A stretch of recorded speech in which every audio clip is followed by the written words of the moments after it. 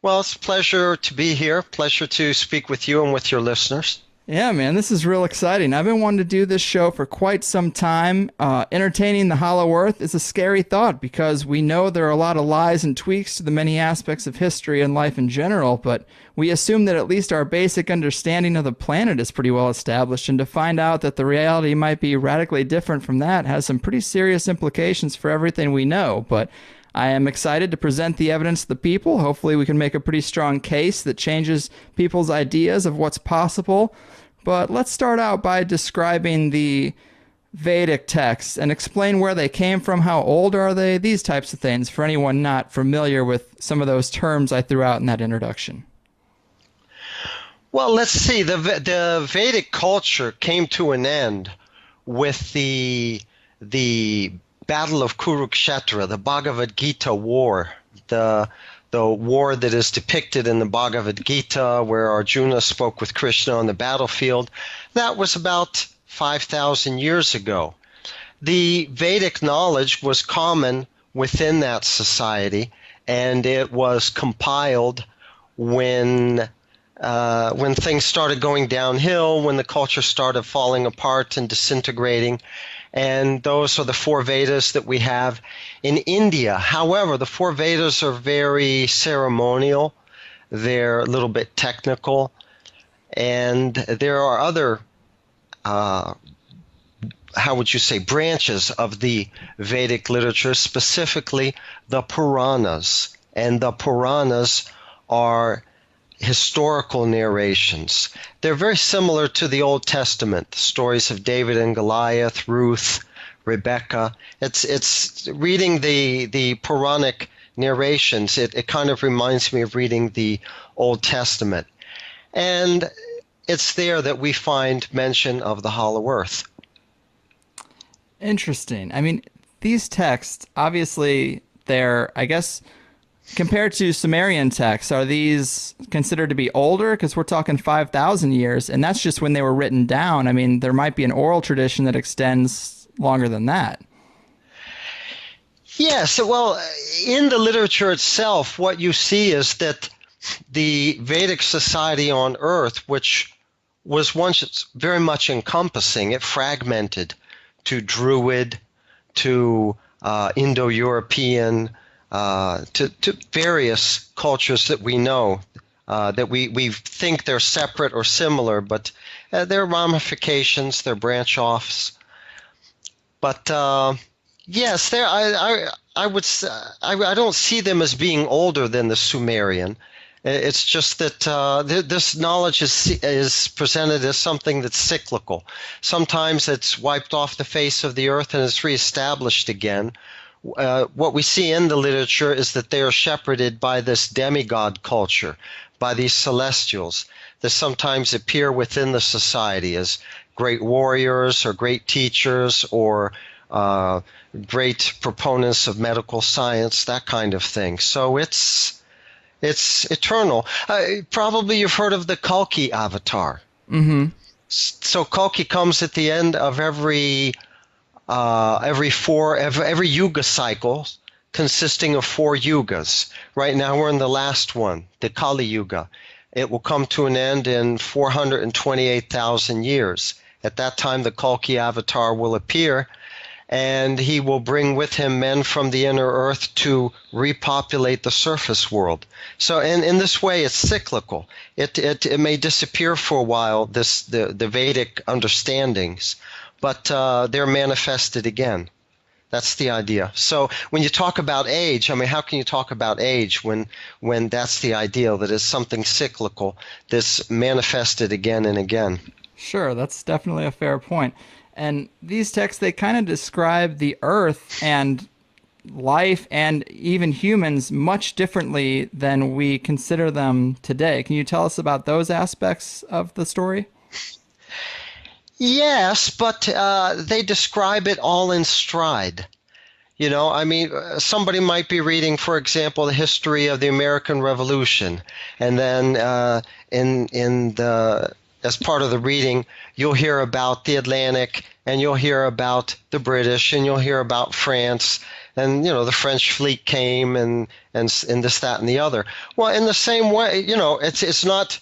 The point is not to describe these places. People knew about these places already, and in the same way, these Puranic texts, they describe narrations that have their own points, but as part of the storyline, the hollow cavity of the earth, the other side of the earth, is also described, because they're also involved with goings on the surface, and vice versa. They go back and forth, just like we go back and forth across the Atlantic. So they're described, but they're described in that way. It's kind of in stride. Yeah, kind of like it's just it's given knowledge. And that is interesting. But don't they talk about a cloud layer up in the sky that seems very different than the clouds we have now, right? Well, this was the idea, and you can see it described in the Bible with this idea of 40 days rain and 40 nights of rain, that there was a cloud mantle around the earth, and that it protected the beings on the earth from the radiations from deep space, and allowed human beings to grow taller, to have better brains, better memories, quicker thinking, and to have greater longevity also. So this is one thing that was described in Vedic times, that there was a cloud mantle, but when the Dwapara Yuga came to an end and the Kali Yuga began, the cloud mantle disintegrated. Now, let me make a point here also. We know that Venus does have a cloud mantle. That's for sure. Yeah, we can observe it.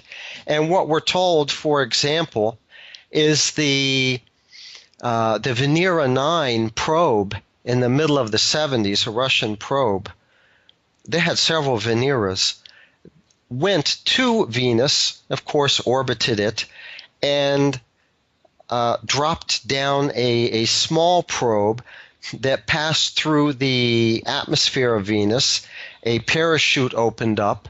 It spent 45 minutes floating down through the Venusian atmosphere until it landed on the surface.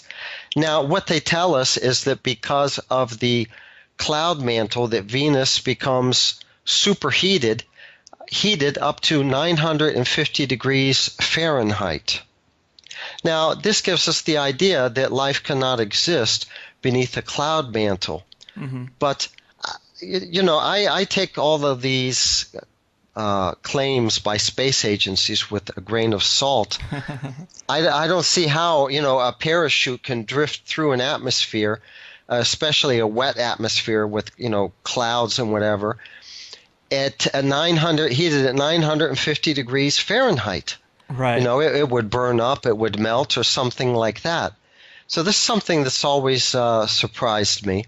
And I think that, there's scope for accepting a cloud mantle around the Earth without automatically aping and just automatically accepting the orthodox, astronomical scientific explanation that no, this would kill all life because it would superheat the surface and whatever.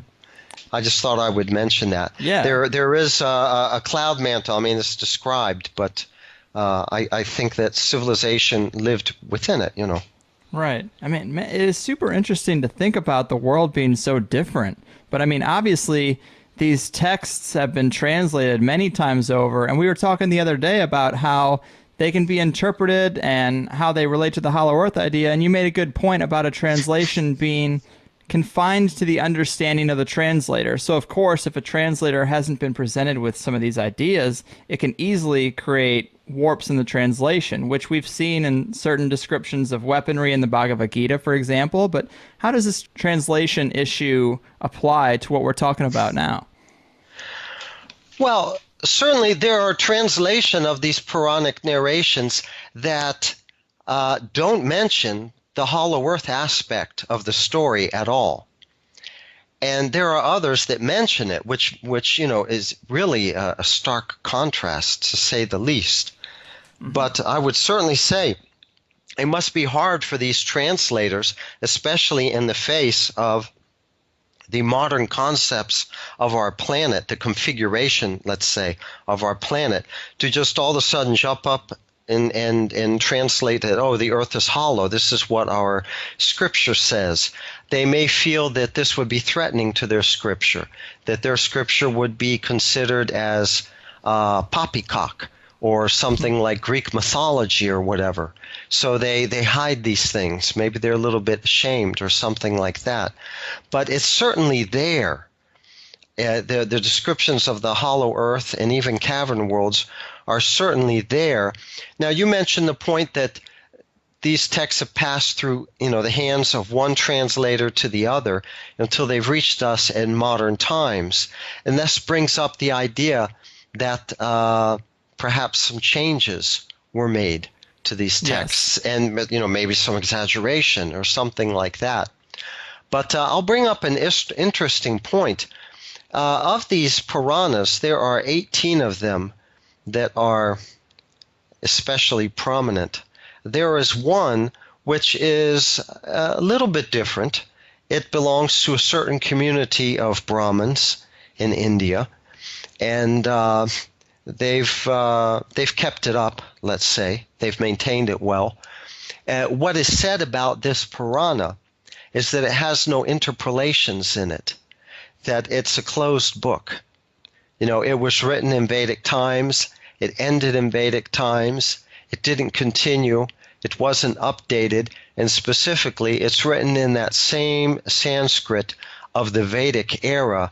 And you don't find further comments, or as I say, these interpolations, which involved post-Vedic Sanskrit or much more recent Sanskrit. So what you find in the Bhagavad Purana is actually very genuine. The impression that everyone gets is that it's it's the real McCoy. It hasn't been touched. It hasn't been fooled with. It's written in the same script, that kind of thing. And it does mention these hollow earth narrations, these hollow earth pastimes. So that's kind of a control for us when we look at the work that other translators may or may not have done. So I was thinking I would bring that point up. Yeah, that's definitely worth mentioning. I mean, can you tell us about some of these areas in the text where they do discuss interactions with other beings on the planet? And are those interactions, are they happening mainly around the times of massive Earth changes, the changing of the yugas, or popping up here and there, or is it more of a sustained relationship? Well, I would like to jump into that part, but let me just make a comment on what you were saying, for example, about some of these exotic weapons that we see mentioned in Bhagavad Gita and other literature. What we see mentioned are arrows that seek and follow their prey, which remind us of missiles, guided missiles, heat-seeking missiles, for example. We're also exposed to the idea of UFOs, aircraft with UFO flight characteristics, the fantastic speeds of the UFOs and the way they stop on a dime and make right angle turns and that kind of thing. We're also exposed to voice-activated weapons, voice-activated arrows with a mantra on them, which is programming, such that they will do what they were told. Mm-hmm. So when the British first went to India and started translating these texts, it was just it was Looney Tunes for them. It was just some crazy, wild, unacceptable description of a culture and whatever, obviously. But nowadays we see these kinds of weapons, So all of a sudden it doesn't seem that far-fetched. And when we think about the Vedic culture and these Vedic descriptions of the hollow earth, let's keep in mind what the Vedic culture was. It was a culture that had a written language, which is much more sophisticated than our languages today, of which, let's say, Latin, German, the Indo-European languages were fragmentations, simplified forms of Sanskrit. They were developed in terms of astronomy and calendar systems. They were developed in terms of mathematics, and we're talking about certainly algebra. So these are not just like the Yanomami Indians of Brazil that have some folk legend about the Hollow Earth or something like that. These were actually at least the Brahmin caste. They were very educated and had a lot of information and knowledge to their credit. Right, and that is definitely worth acknowledging. It helps strengthen the case. Sure. Definitely. Now, the interactions with other beings do not seem to be related at all to earth changes or specifically to changes in yugas. I would say no. I would have to say no. I'll run a few of the narrations by you and try to just give the gist. Sure. And you'll get a feel for it, and then we could take it from there. Now, we spoke about the Bhagavad Gita, for example. The Bhagavad Gita is so well known. I mean, I remember being in, 11th grade literature class, and we studied Siddhartha, and we also studied Bhagavad Gita, the conversation between Krishna and Arjuna. And I had taken up transcendental meditation, and I had read the Maharishi's Bhagavad Gita. I had read the Christopher Isherwood Bhagavad Gita. Timothy Leary quoted from Bhagavad Gita. It was that kind of thing. Mm-hmm. And so it's an Hindu literature that is known to us. So, my God, we talk about Vedas, the Rig Veda, and we talk about the Puranas. Who knows what in the world those things are? But maybe you remember high school studying the Bhagavad Gita like I did. Or maybe in transcendental meditation class, it's a point of reference. Mm-hmm. So Bhagavad Gita is part of a larger literature called the Mahabharata. Mahabharata has something like 64,000 verses to it, sentences to it, lines, shlokas. So that's incredible, for one thing. It's very large. The Bhagavad Gita is only one chapter in this whole history, narrated history of the times of the Krishna avatar. And what we find is that a few chapters before the Bhagavad Gita, Krishna was speaking to Arjuna's older brother, who was the king whose kingdom had been usurped and on whose behalf Arjuna was going to enter the fray, the one army against the other and try to recover it. But what Krishna was chatting with him about was the inner earthers and how they had made, all of them, the entire inner earth, had made an alliance with Arjuna's opponents, who was Duryodhana. That was his name, his Sanskrit name, Duryodhana. And that they were going to be really formidable opponents. So this was just, as part of the chapter, some of the developments, the things that they were talking about as they were discussing the coming battle. And the hollow earth, as I mentioned, was mentioned in stride. So that's one example. But there's a nice example of an encounter that the Krishna avatar had. There was one point when he was living in his city, Dwarka, which is supposed to be off of the coast of Bombay, let's say, but a little bit north of Bombay. Now it's supposed to be submerged on the continental shelf. But there was a spectacular jewel that had been stolen, and one of Krishna's associates was involved. His name became besmirched.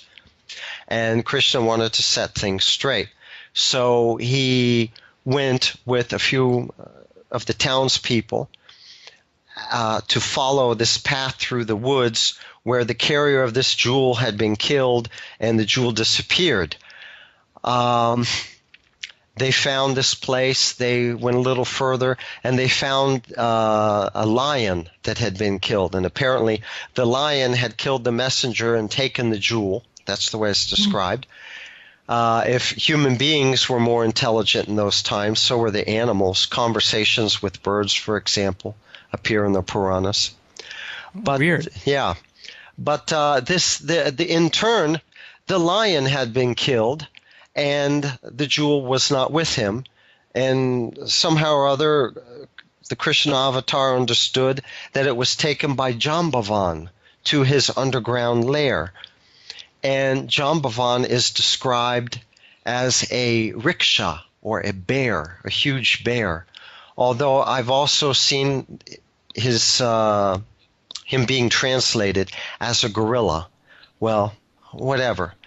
But the Krishna avatar went to the cave entrance, told his associates that they should go back to Dwarka, that it would take a long time for him to go through the cave and come back. They insisted on waiting, and the Krishna avatar went through the tunnel system. Well, it did take many days. He spent many days down there. Actually, he ended up visiting. And they did become discouraged and confused, and they went back to Dwarka. But what happened was that Krishna spent days going down through the tunnel until he came to a cavern world. And it's described that the home of the rickshaw, of the bear, Jambavan, was there. And this is from where we get the word jumbo from Sanskrit, because Jambavan was extremely huge. He was like a giant. And Krishna entered the home, and he went into the playroom of Jambavan's boy, and the boy was there playing with the jewel that had been given to him by his father as an article to play with. And it's described that the nanny of the boy became very frightened, and she ran away and screamed. And soon Jambavan appeared in the room and became very angry because he felt that his boy was being threatened or something like that. And they went outside and they battled. And they battled with maces, and they battled for actually many days until the rickshaw became weakened. He was actually like Hanuman, the monkey warrior, the great devotee of Ramachandra, who is another avatar. Because he was also, this rickshaw was also a great devotee of Rama, of another Vishnu incarnation. And he was very powerful, and he realized in the middle of this combat that the only person this could be is a Vishnu incarnation, because nobody else can stand up to me and fight for days on end like that. So he stopped the fighting, and he questioned Krishna, who are you? Are you a Vishnu avatar, and that kind of thing. And Krishna had his enjoyment, played how would you say, kind of a prank, transcendental prank on his devotee, and they became friends, and he spent a few days there. And Jambavan was very happy to give back the jewel to the rightful owner so that things could be set straight and whatever. And Krishna went back to Dwarka. So this is very interesting. It's not like we see some lair that's just a cave with bones lying around or things like that. It's described that there was a home and that there was even a nanny. This is just very unusual. Right. These texts are really interesting to talk about, and the stories are pretty cool, and they do have technology described that sort of matches up with modern days. But for a lot of people, when they hear about these texts, they kind of write them off as folklore or myth, not to be taken literally. And things like conversations with animals, those are hard for people to think of as literal truth. Do you think we're supposed to read these as literal stories? Well, I certainly do think that it's a great barrier. It really is. But to say that this took place in a different yuga is to say it took place in a different world. It took place in a world where there was no radiation from outside, where people were very telepathic, where mantras were efficacious, where they were like incantations, that would manifest their results right before your very eyes, manifest from the astral plane on the physical plane. This would take place especially through fire and their fire sacrifices. I just think I think it's a real barrier. It really is, and it's something that I became accustomed to over years, and something that I accept as typical of those times and of that atmosphere, the physics of the planet at that time. But I just I have to kind of maybe leave you right there and just say it's just a real barrier. I understand. It's one of those things. You can only tell the stories, and people have to make a decision on how literal they want to interpret them. But before we get too deep into this conversation, I'm hoping we can give people a good visualization of how the Hollow Earth researchers generally see the planet, because we're so used to the crust, mantle, solid core concept that seems so set in stone. Can you give us a better understanding of the composition of the planet from this alternative perspective? Well, let's see. The planet has an outer shell. All right, let's start with the shell.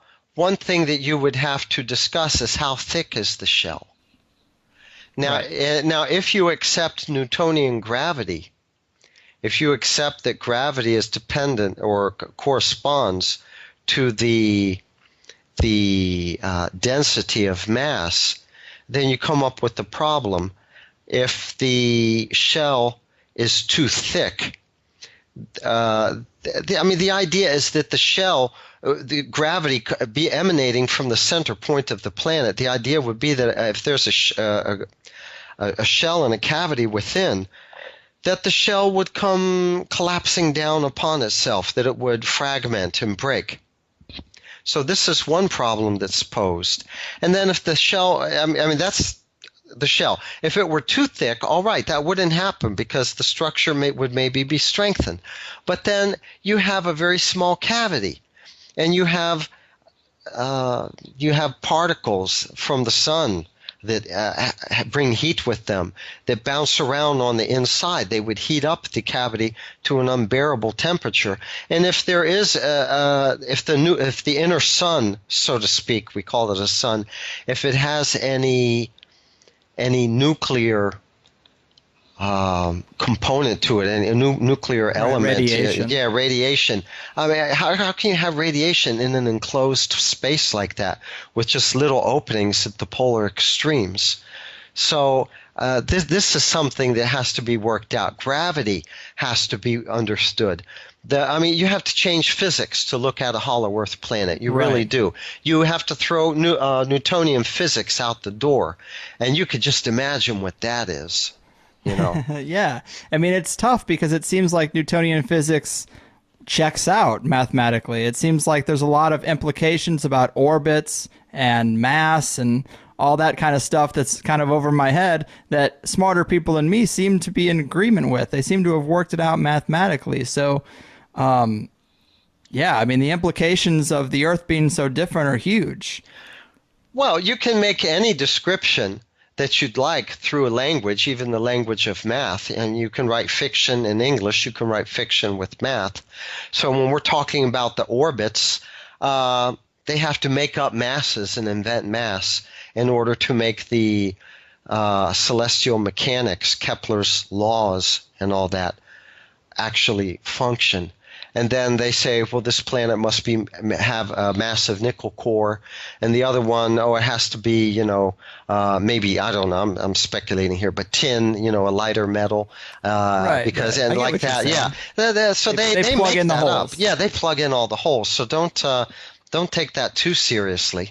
But then one thing that becomes very interesting is if you see gravity as gravity effects caused by electromagnetic force.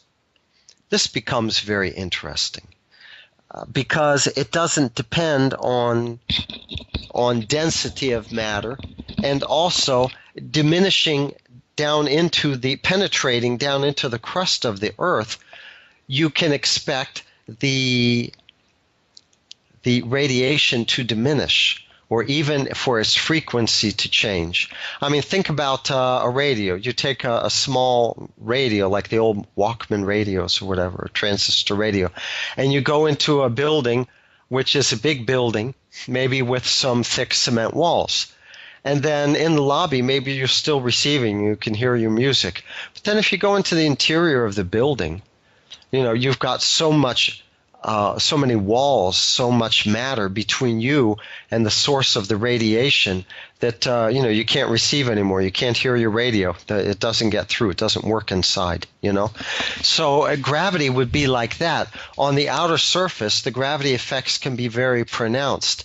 But as we penetrate through the crust, through the shell of the Earth, we would expect gravity effects, if gravity effects are caused by an electromagnetic radiation, we would expect the radiation to drop off in intensity and gravity effects to diminish also. So this would mean that you could have structure in the middle of the crust without any weight. You could have mass without weight, or without much weight. That is interesting, because I have had some guests on the show who've claimed to reverse engineer UFO craft or to have made it on their own, and they talk about that. They say that there's a electromagnetic relationship to gravity, and that is how crafts are able to hover and turn on a dime, because they're using some type of force or harnessing some type of energy that we don't consider in our everyday life, and it insinuates a fundamental misunderstanding of gravity. So it is interesting that you would equate gravity to that, because it does show up in other areas too. Yes, definitely. I'll go along with them. What you're seeing when you think about UFOs is repulsion. Gravity actually does exhibit repulsion. It's like two positive poles of a magnet going against each other. There's repulsion. And there are even, like monorail trains that are elevated above the surface because of magnetic repulsion.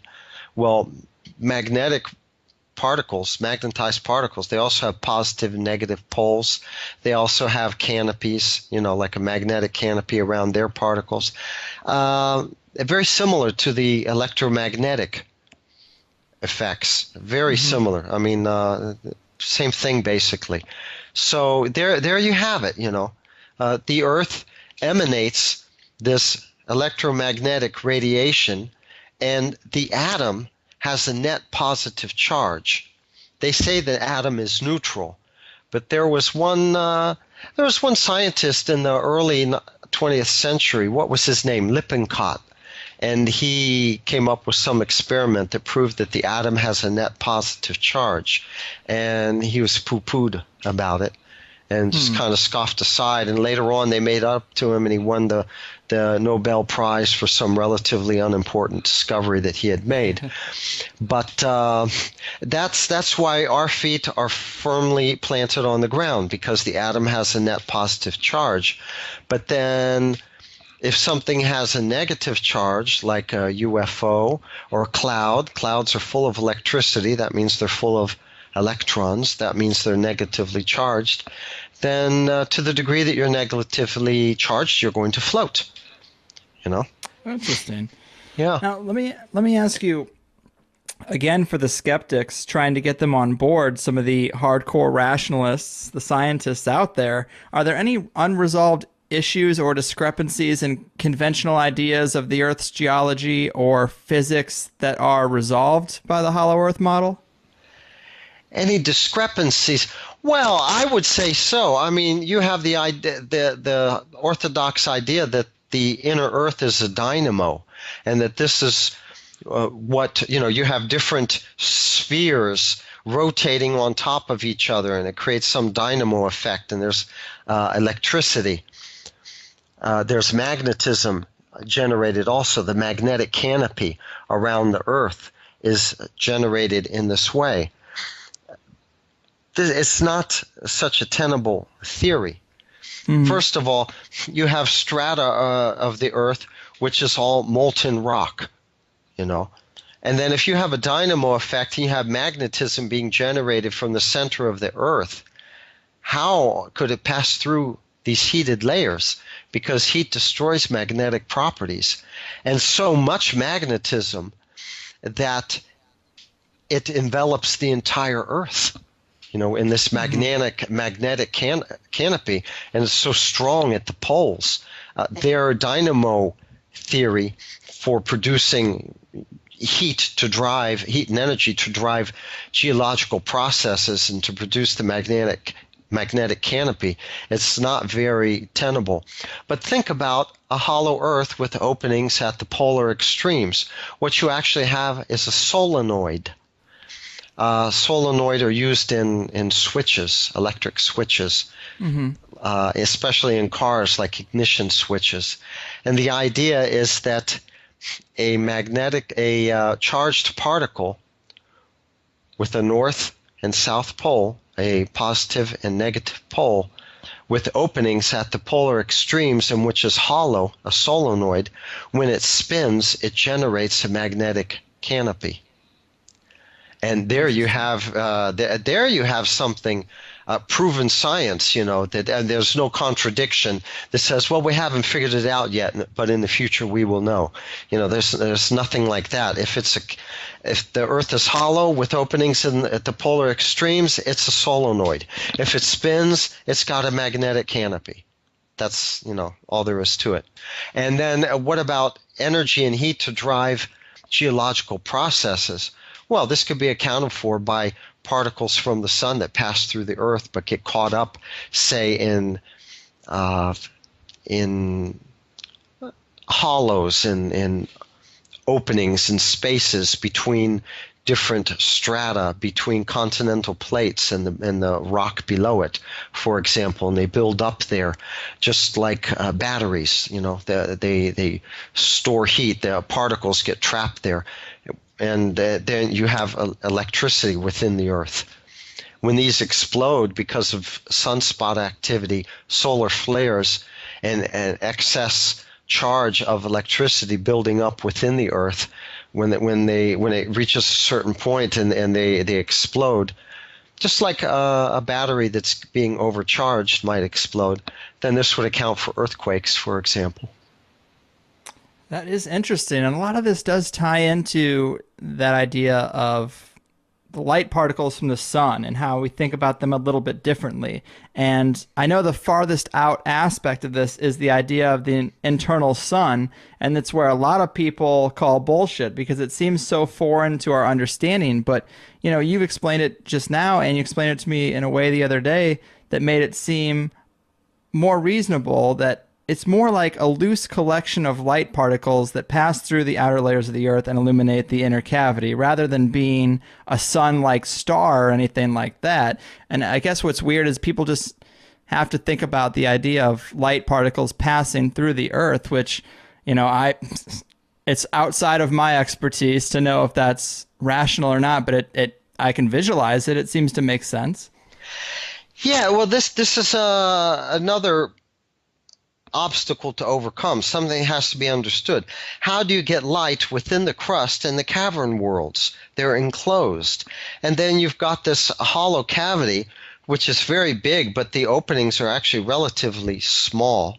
I mean, they don't let in a lot of sunlight, not at all. So how do you get sunlight? How do you get heat and warmth, to make vegetation grow within the hollow Earth? A hollow sun has been, theorized, because it's been seen by explorers, Arctic explorers, who approached the pole.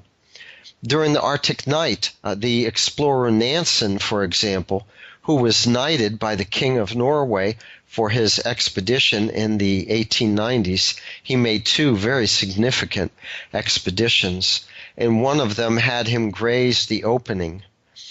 And in the Arctic night, they saw the sun on the horizon, a copper-colored sun on the horizon, but it was on the wrong horizon. It was on the wrong side, and this was a couple of weeks or something like that before the actual sun of the solar system was supposed to rise anyway. So in the middle of the dark night, they're wondering, what is this doing here? How do we have this sun on the horizon in the wrong place? Yeah. So we know that we know there's a sun in there. That's the idea. But then what is the sun like? It's been described as being copper colored. The idea that we have from the descriptions, take it or leave it, of Olaf Jansen, who was a young Norwegian boy in 1848, who actually made it in, let's say, with his father on their fishing sloop. Not a very big boat. There were only two of them. But he described the sun as being also copper-colored, as being kind of nebulous, and nebulous in the sense that it looked like an agglomeration of particles, and it didn't look like the sun of the solar system that has a very well-defined disk, a very well-defined edge to it. It wasn't like that. The edge was, it was an agglomeration of particles.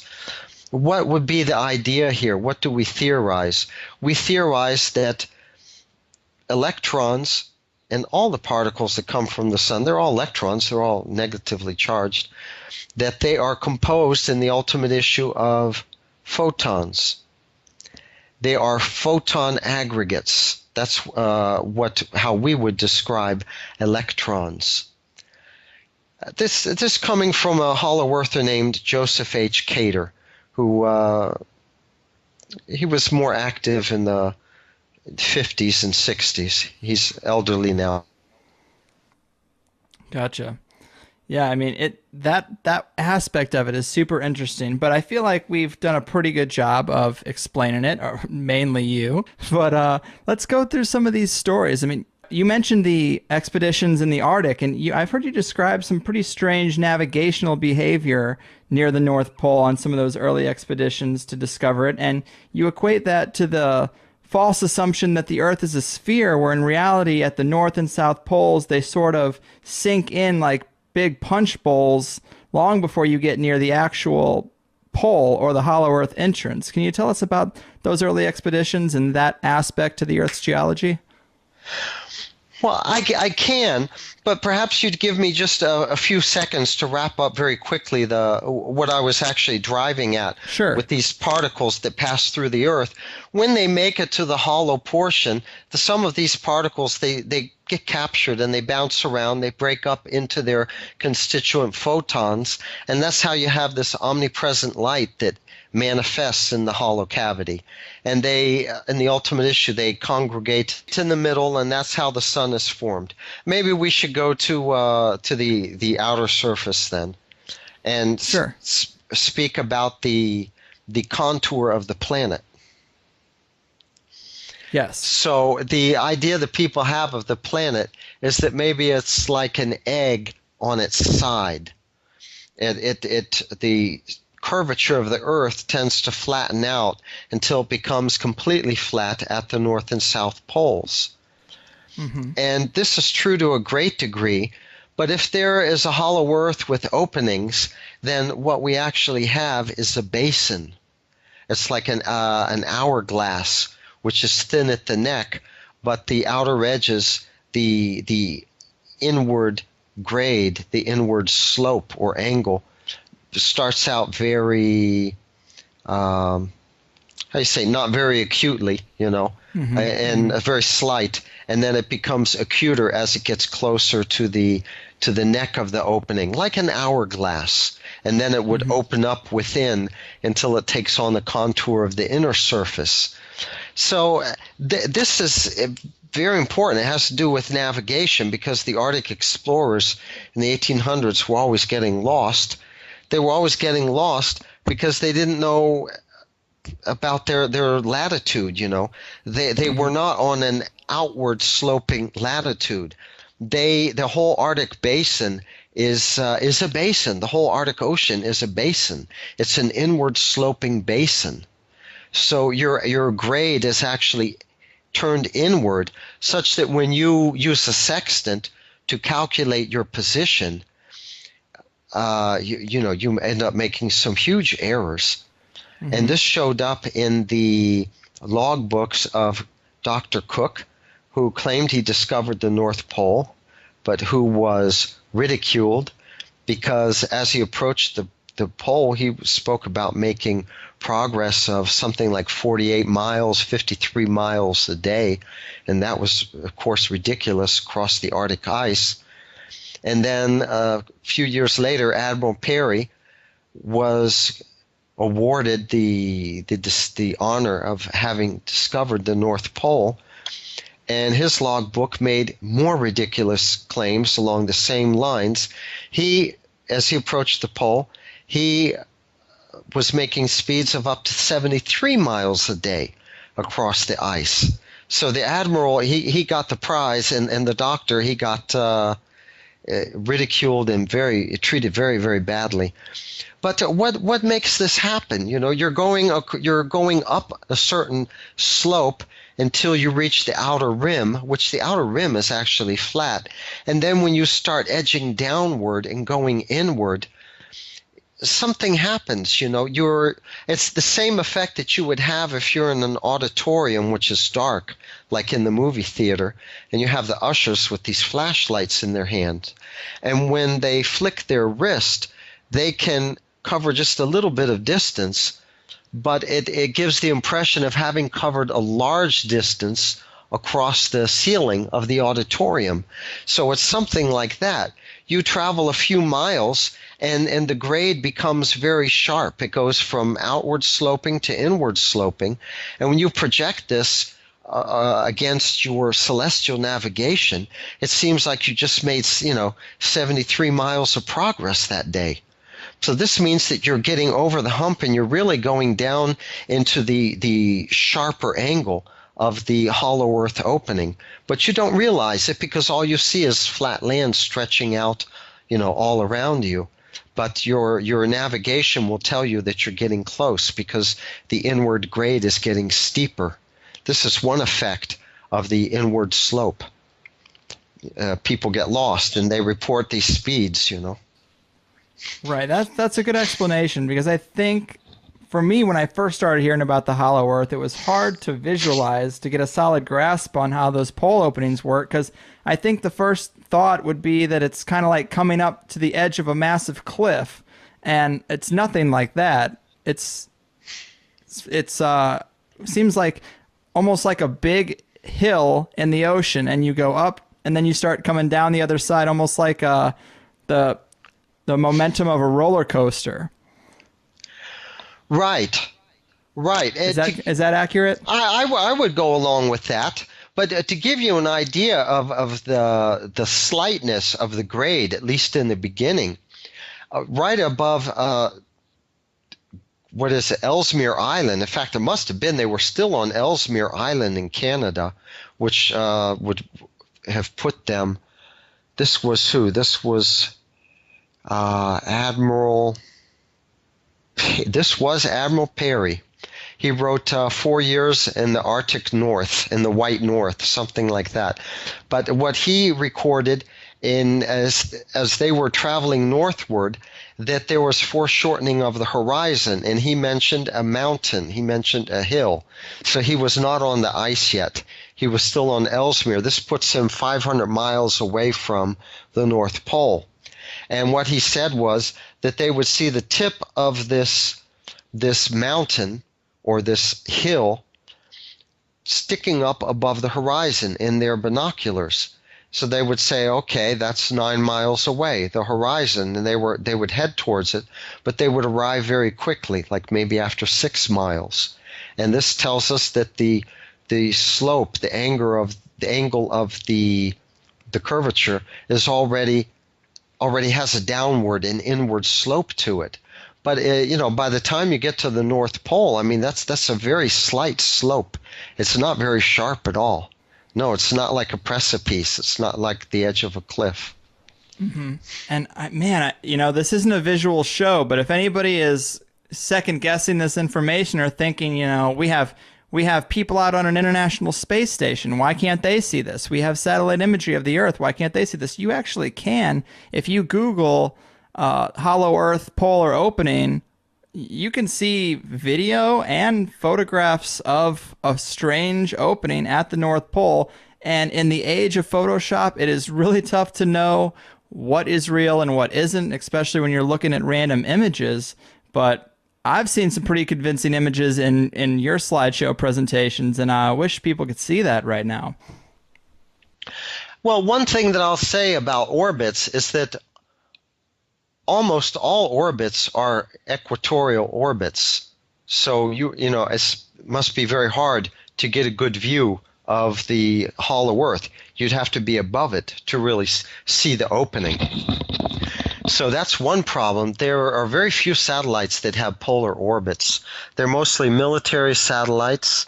And there's one satellite clip which is labeled AMSA, AMSA, and they tell me it's a Japanese weather agency, something like that. It's their satellite.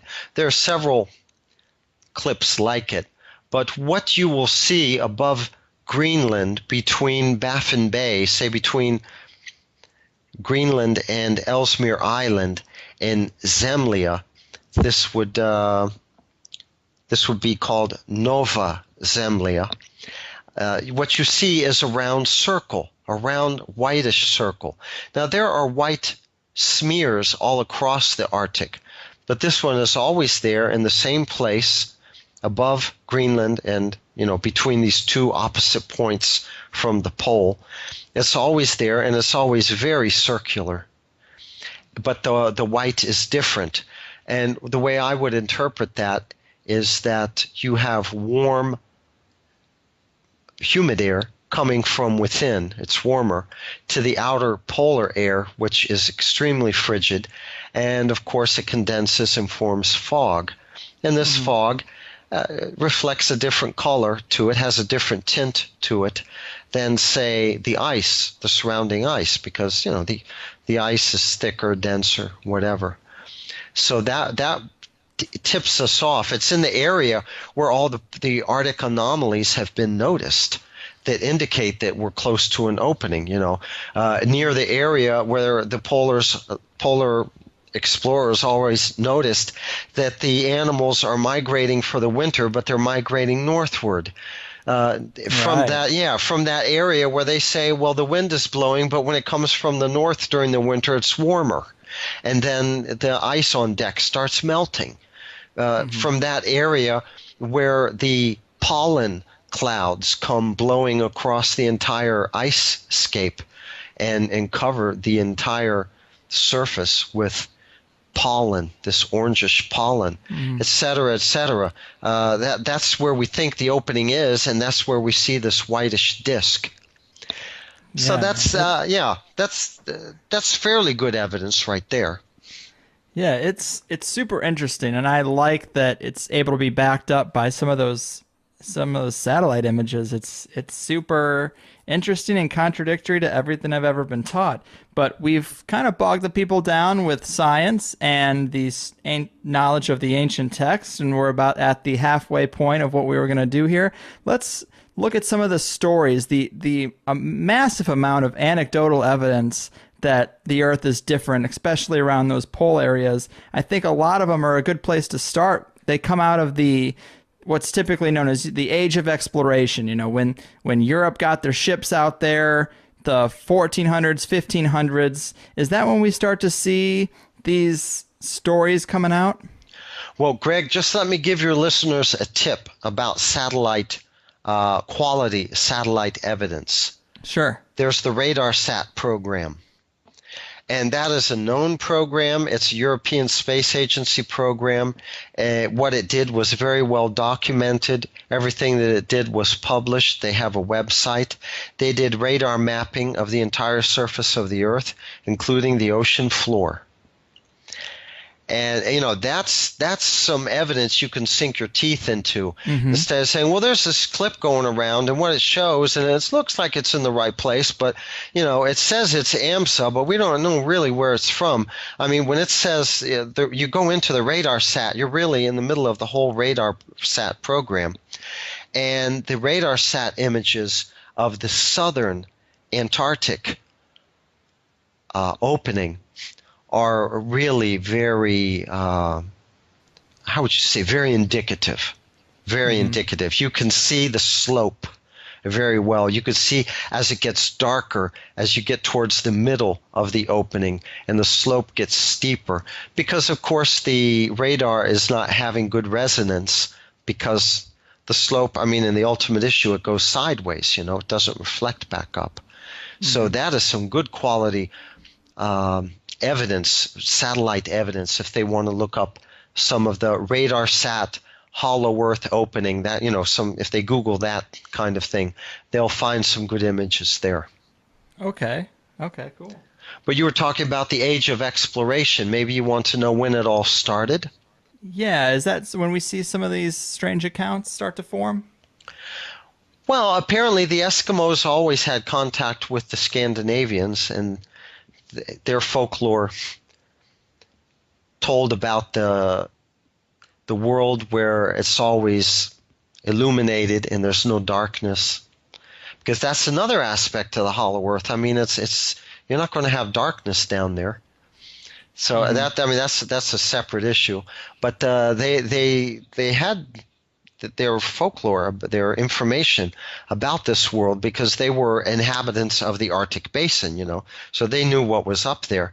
And the Scandinavians, they've always had their folklore going back, you know, this is before the Christian era at least, talking about their gods, their demigods, Thor, who is Jupiter, you know, the land of Thor, where the people are giants and where the sun never sets, and the land where there's no horizon. So these concepts were always known to them, even way back then. So that's one point of reference. Another point of reference would be Leif Erikson, because he founded that colony in Greenland right at the turn of the millennium, at the end of the 900s, you might recall. And that was a colony that flourished very much so because of the support that came from Europe. They sent a boat or two every year to bring supplies and things people couldn't manufacture.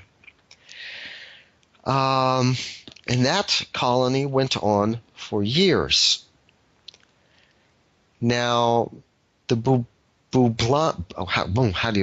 bubonic plague beset Europe in something like the late 1200s, and they were not able to maintain contact with their colony in Greenland anymore. This was between Greenland and North America. It was on that side of Greenland, the colony. And in the meantime, the Scandinavians had passed the control of the colony to the Danes, because the Danes were a bigger, wealthier, or more populated country, and they could handle the expenses. So they stepped up and took over by that time. But the contact was lost, and something like a couple hundred years went by. And then just like maybe 50 years before the Columbus discovery,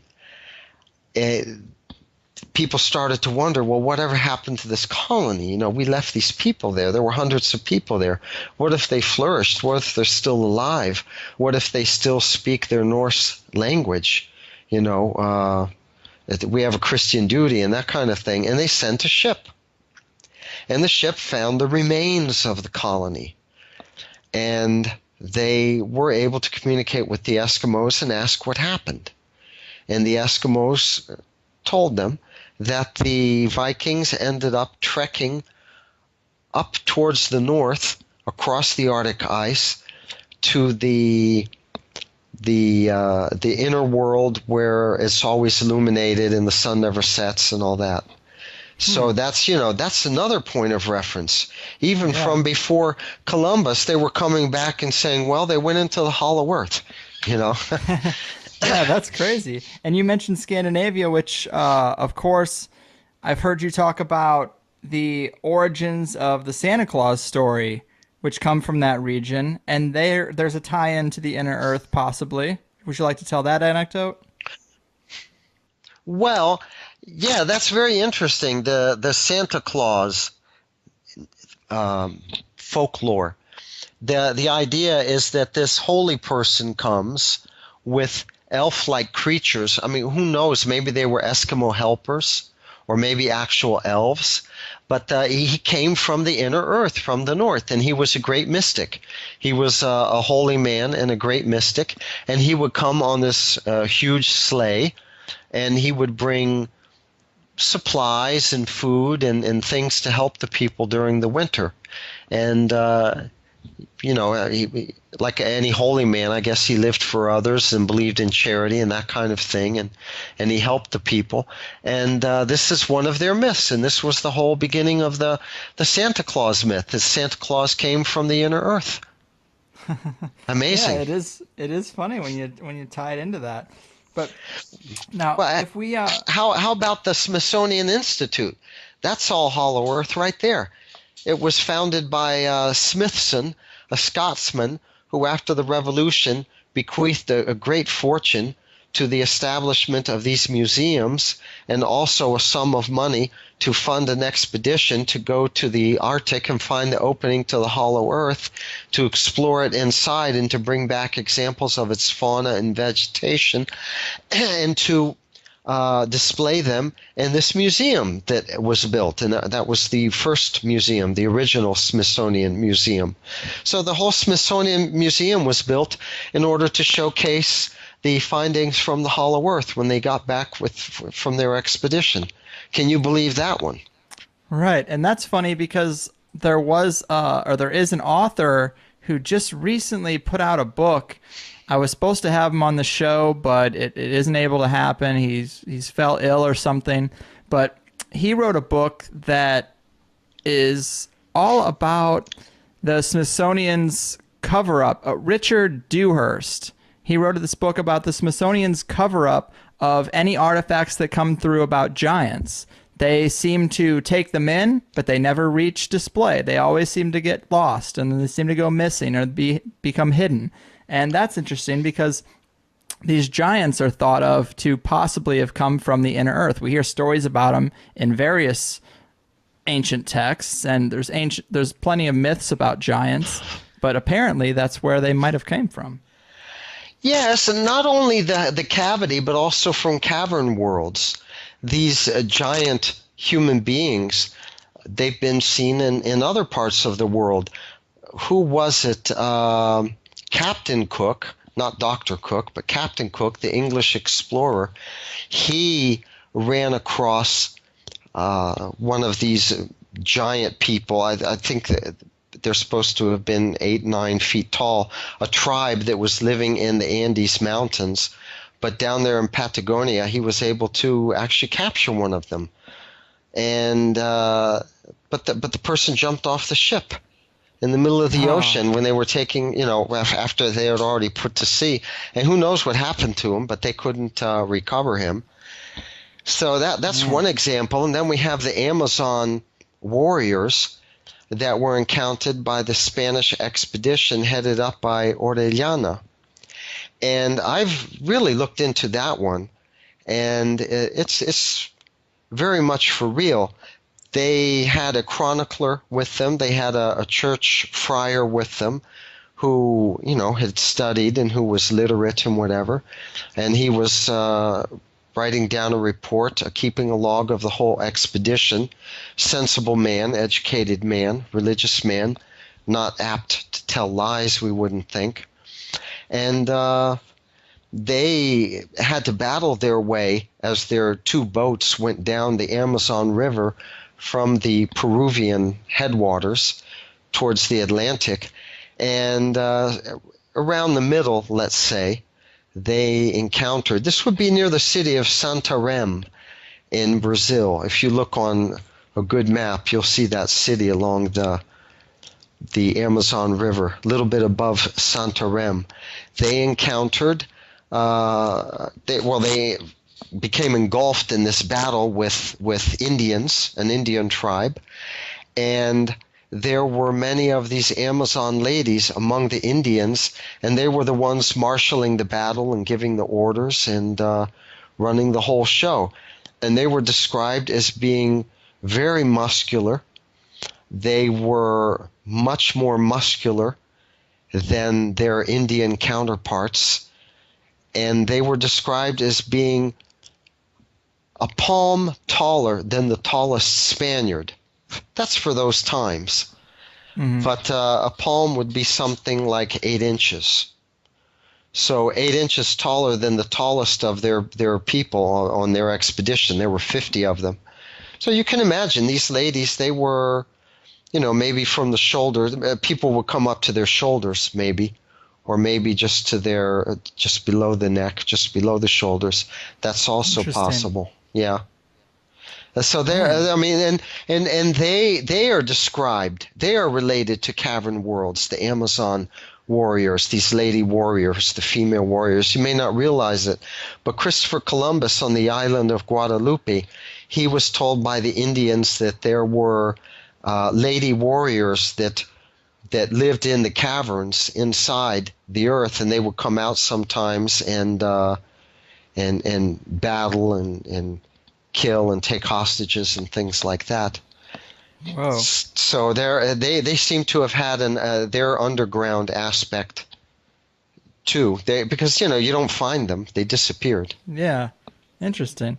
So let me bring us back to this era of exploration a bit in the 1500s and that kind of era. It seems like if there were discoveries and an orchestrated effort made to keep information from the public, because clearly, the powers that be, the shadowy elites that run the planet, they have to know this information and keep it hidden. And it seems like that would be the era where, at least among a certain level of leaders, it seems that that's where that concerted effort would start to happen. I mean, are there any stories from that time that jive with that idea? Well, there was Sir Martin Frobisher during the times when Elizabeth and Drake were terrorizing the seas, and Frobisher was one of them. He was one of her sea captains right up there with Drake. He was commissioned to go to the Arctic and to explore the Arctic shores. And he was given a map, the Frobisher map, which shows the Arctic shores, basically, but it shows some inner shores. And the idea you get is that the person was passing through the opening, and then when you pass through the opening, what you see around you, because, you're coming through a hole and then it opens up down below, and what you see around you was the other coastline. There was another coastline shown in the map. Interesting. Yeah, so there's that. And then there was Henry Cabot, another explorer who was searching for the Northwest Passage. Well, he disappeared, but supposedly he was poking up there.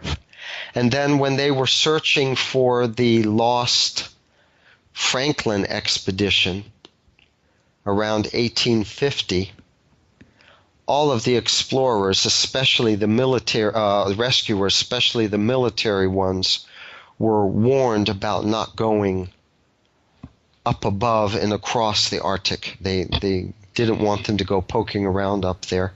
There might be some reason for that, but certainly when you get to the explorer, I just mentioned his Nansen, a Norwegian. I mean, he wrote down everything that says hollow earth, hollow earth, hollow earth. Here's the opening. But he didn't come out and say a hollow world, His ship came very close to the opening. And as I mentioned, they were the ones that reported all of these warm temperatures. They were the ones that found mammal life in the middle of the Arctic Ocean. Not even once they came close to Greenland, but on the other side of the opening, when they were really in the middle of the Arctic. And there was no food chain for these mammals. They came across, what do you call them, wolves. They came across wolves. They came across very large hare, rabbits, and also land birds, also seals, and these things are not supposed to exist in the middle of a frozen ocean during the winter, of all things. And I've mentioned already some of the anomalies that he found. But just to give you an idea of how dramatic it was, there was one point where he separated from the ship on a sled with dogs. He and he and one of the crew members, and they went towards the North Pole. They wanted to conquer the North Pole. But the ice was there were ridges, ice ridges, and they couldn't make it, and they had to turn back. But this was in this was in April. Now April, let's say 100 miles from the North Pole, is very frigid. I mean, the temperatures are supposed to be so cold. 20 degrees below zero. Those are the typical temperatures. I mean, even in April, don't think that because it's April, it warms up. It doesn't warm up until maybe July, a little bit before July and a little bit into August, and that's all there is. And then it starts very quickly getting cold again. But what Nansen said is that he couldn't get to sleep at night, and they were having trouble with their sleep typically because the temperatures were too hot. And he mentioned that during the day we set up a tent and we got underneath the shade because we were being scorched by the heat of the sun. Wow, that's not what you would think would happen up in the Arctic Circle. No, it's not. And then there was Perry again, who at the very top of Greenland was reporting temperatures of 50 degrees and a warm wind coming from the North Pole in February. Now that's the worst month of winter. And he was very close. I mean, he was at the top of Greenland. He was only a few hundred miles away. Now, that's impossible. At his base camp, which he was 200 miles away from his base camp was Toul, where they have the Air Force Base now. They reported temperatures on the same days, which were not 50 degrees, but way below zero. Man, yeah, that's interesting. So I guess let's fast forward. Let's bring it up to Olaf Jansen, which was in the 1800s. 1800s, right? He seems to be. This is like where the majority of the information about the inner Earth seems to come from. He seems to be one of the few people who's gotten in and gotten out and told the tale. Right? You mentioned him a little bit earlier, but let's get into the meat of what he saw down there, what he described, because it's pretty interesting.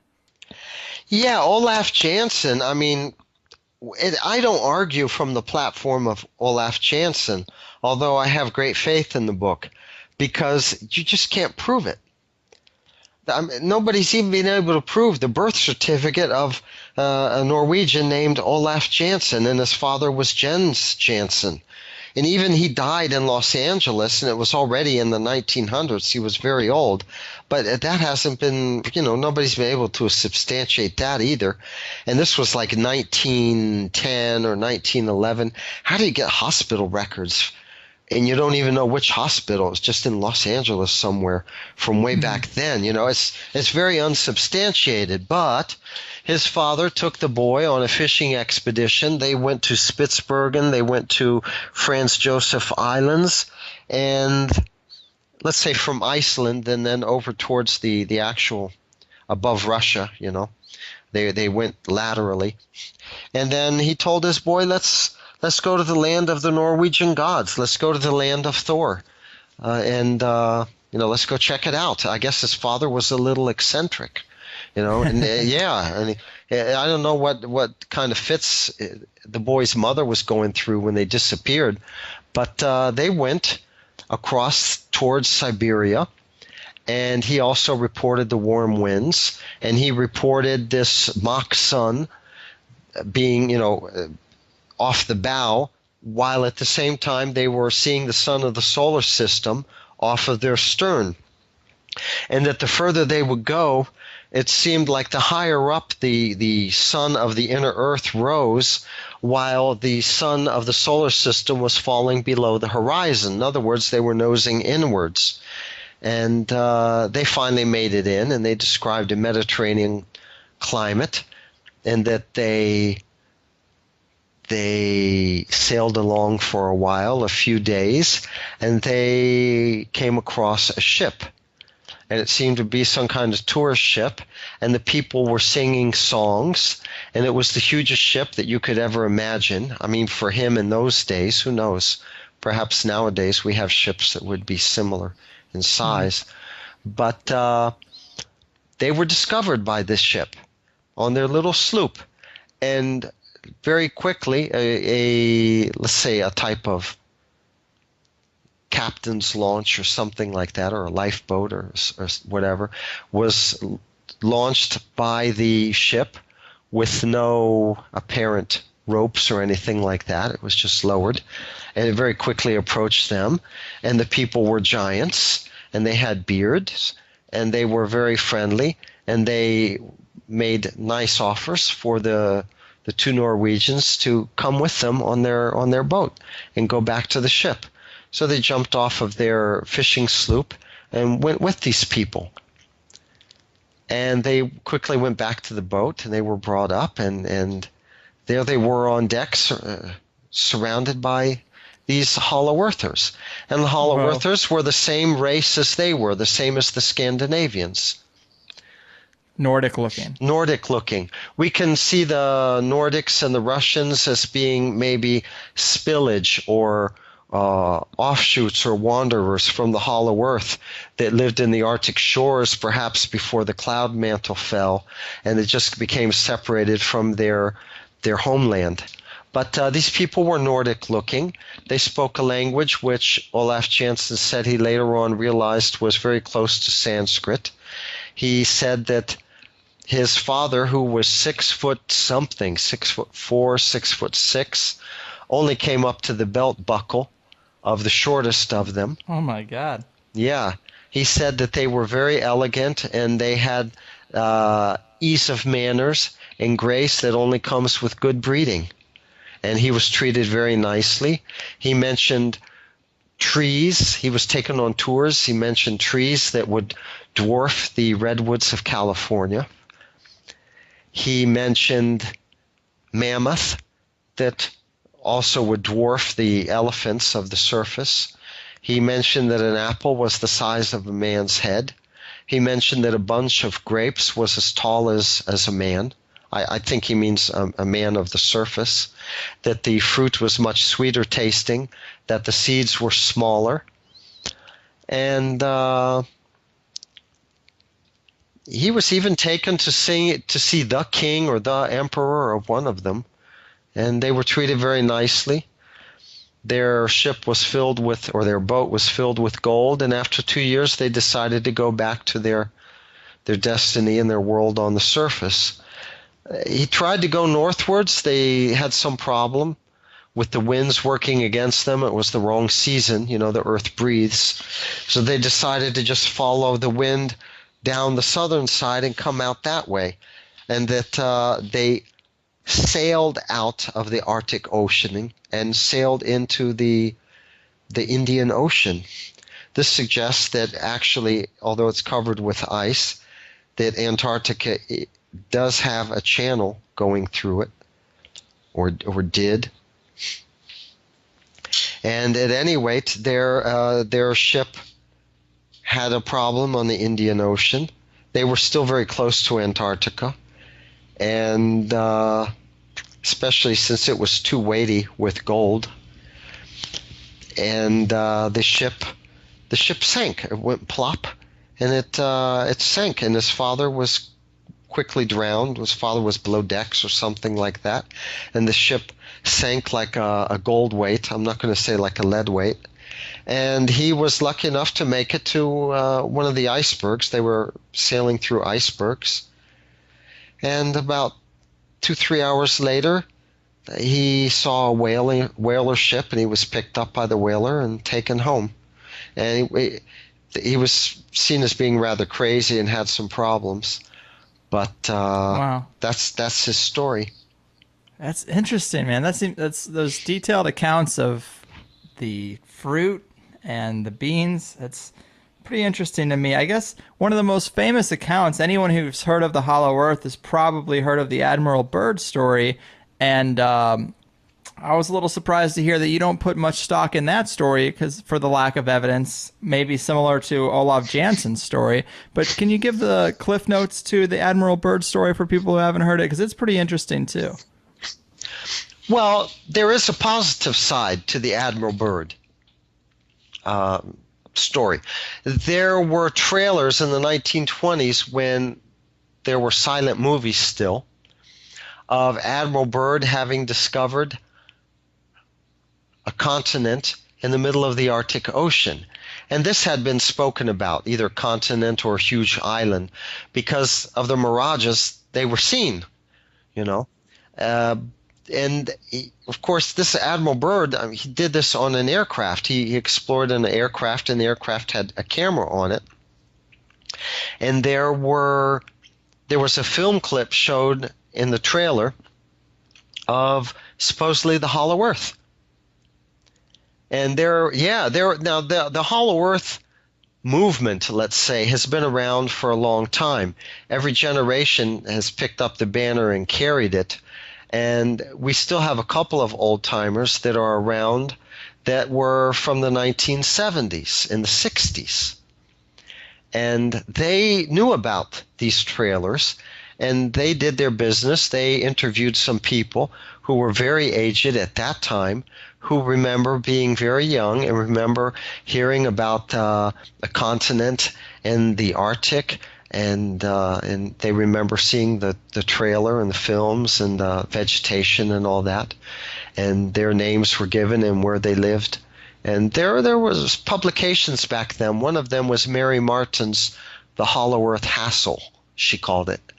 And there was like a monthly magazine with Hollow Earth information on it, and some of these interviews were published. So that's something positive about Byrd. Yeah.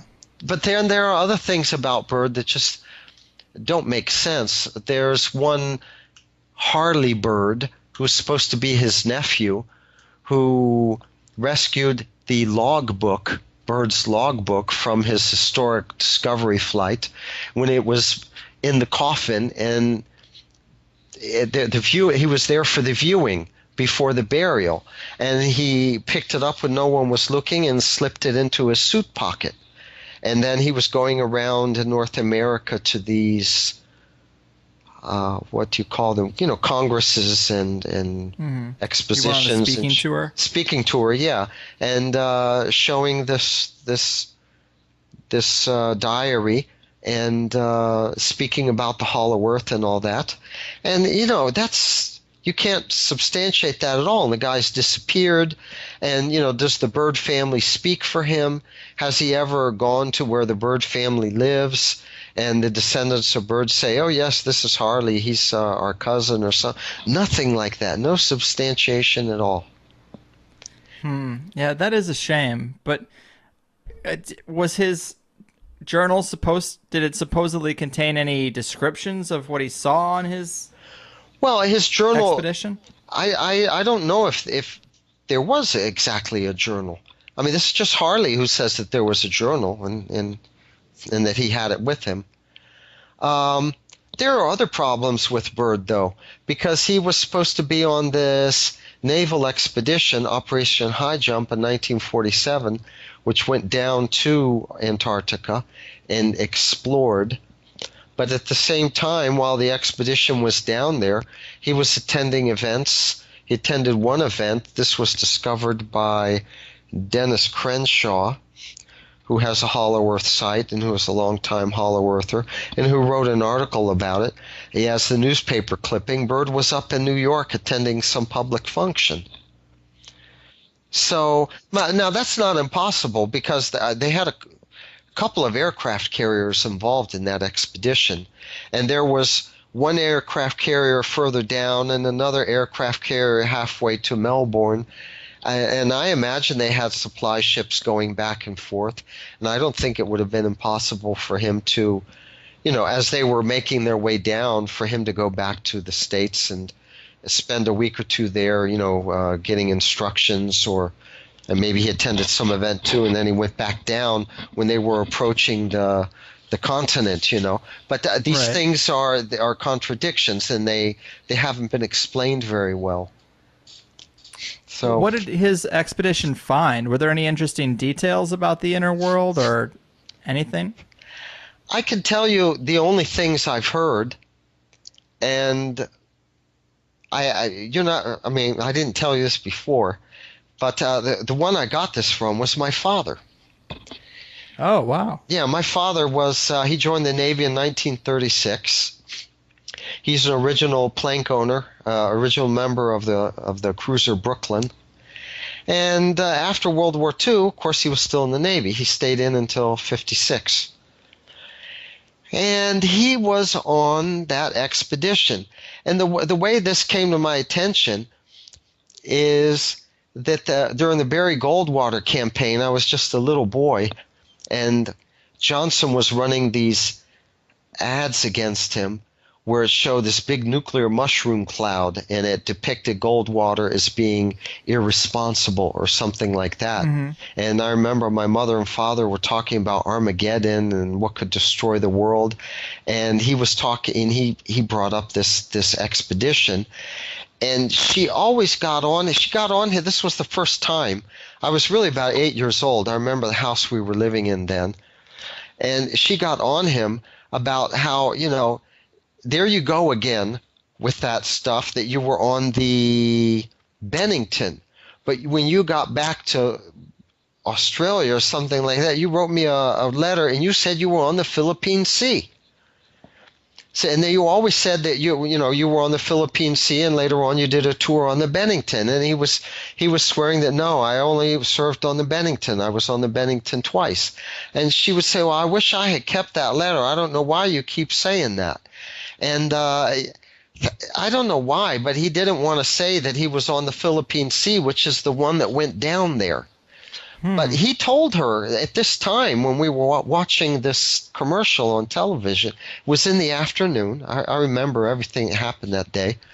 And he told her that the pilots, they went down there and they investigated, and they flew because there were reports of Nazi UFOs down there, or flying saucers, or some weird contraptions like that. And they got jumped, and we lost a few aircraft, and they came limping home, and they landed, on the deck, and we had to hightail it out of there. And I remember him telling her, she was trying to ask, well, what was it? What did they find?